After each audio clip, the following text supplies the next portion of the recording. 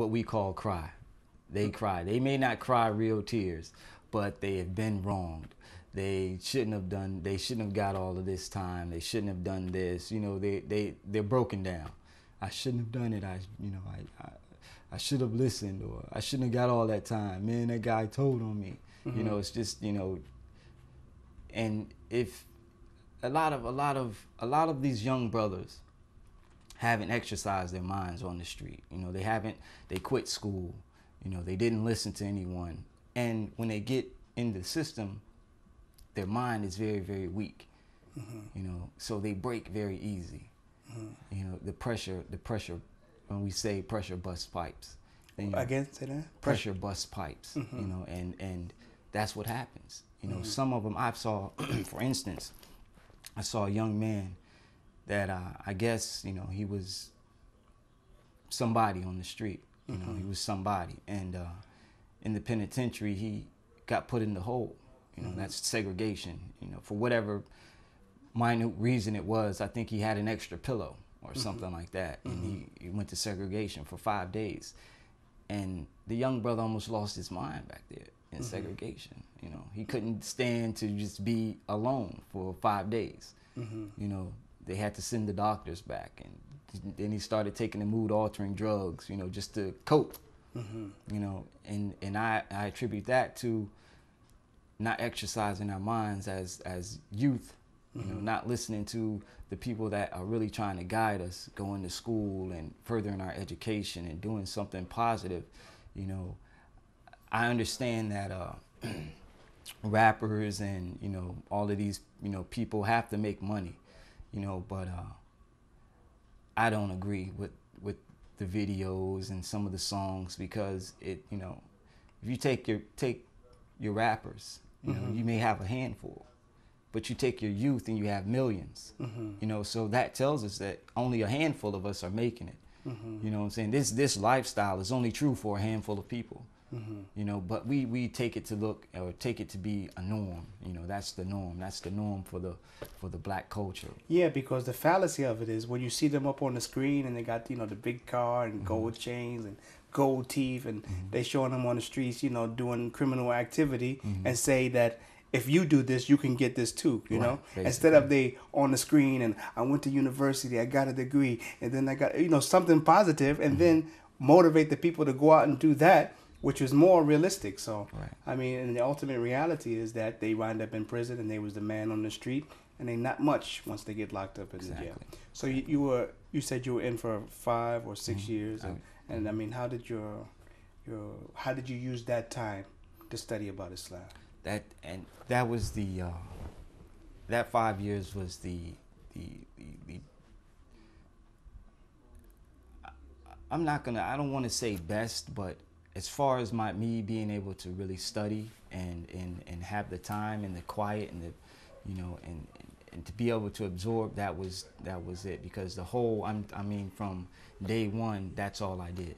You know, that's all I did was study Islam. You know, I'm a barber and I cut hair, and when I wasn't cutting hair, I was studying Islam. And, you know, it really helped give me a foundation. But I also want to say that Islam in the system, in the penitentiary settings, it can be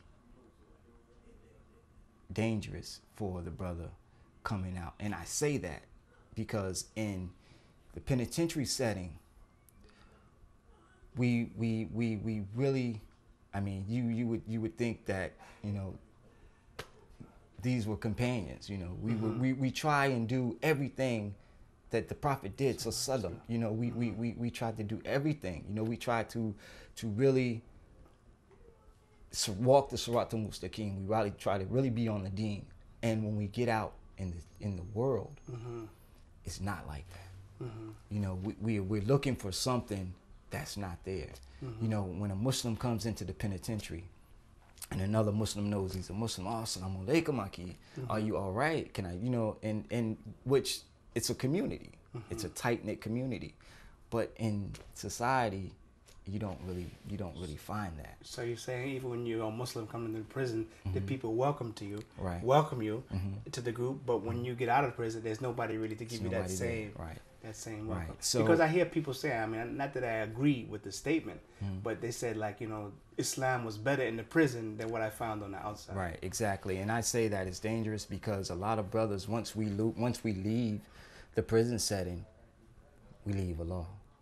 We leave Islam in the prison setting. And I'm a firm believer that you know, when you begin to forget or not remember Allah, forget Allah, then He'll bring you back to a place where you remember Him the most. And if that was that penitentiary setting, then once you start to forget Him and you leave Him in the penitentiary, you leave your Quran in the penitentiary, you leave your Salat in the penitentiary, then you're going to go back to the penitentiary because that's where you remember Him the most. You know, and we have to, in the penitentiary, we have to learn a balance also, you know, because I've seen, you know, in this time, balancing the Salat and just being a Muslim in this society is kind of difficult. You know, you can't, you know, in the penitentiary, and it's time for dua, you hear someone calling it down, or your brothers, Aki, come on, it's time for dua. You know, you may be trying to sleep, or you don't want to go, oh man, come on, man, it's time to go. You know, you don't have that, you know, in society. And then some jobs you work, you know, they're not going to understand going to Juma on Friday. You know, they're not going to extend extended lunch break, or they're not going to understand why Muhammad is going to take, you know, 20 minutes around 1 o'clock, you know, to make prayer. You know, and personally, I work for a Muslim. Right. And, you know, even with working for a Muslim, attending the Jummah is tough. You understand? So I'm saying, you know, we have to have that balance. But do you think that a lot of people in prison and they're studying Islam, but they're not really studying Islam in a way they have a plan? Because this information you're telling me is not new. There's some people who've been out and came back, and they came back and tell everybody, you know, actually, when I went out there, I didn't find anything for me. I didn't find anybody there to support me. Now they're about to get out again. This time around, are they trying to make a plan? Because now they know the reality of what's out there. Do people try to make a plan of how I'm going to do it and use Islam, no matter what I find out there, to keep me from coming back to jail? Overall, no. You know, no. What we do plan is a dream. You know, it's going to be like this, or, you know, we think it's going to be like that, and that's what we make into our plan. So when it doesn't come to fruition, you know, we leave the deen, we straight, we go dolim. You know, so now what's the dynamic of Islam in the prisons? Are many people coming to Islam in the prisons? And I hope that, you know, prison is supposed to be about rehabilitation. And like you told me, there's some brothers who go out and they come back, go out and come back. But there are some people that finally get it, finally Islam puts something in their heart that when they get back on the streets, they're going to be in a situation and around people who are not going to lead them back to the ways they were on before. Yeah, right, yes. But those people that do that, and I'm speaking, I can say, I'm speaking for myself. Now, how long you've been out now? I've been out almost 2 months, almost 60 days. And what I learned from coming home before, you know, from the 5 years, from the, you know, really deep study, and coming home now, is that Islam has to be here. Islam has to be in your heart. You know, you have to take it. You can't expect anyone to give you your Islam. You know, you can't depend on anyone to wake you up ever for the prayer. You know, while you're in the system, you can't depend on anything else, because when you get out, 9 times out of 10, you know, it's alhamdulillah for a place like this.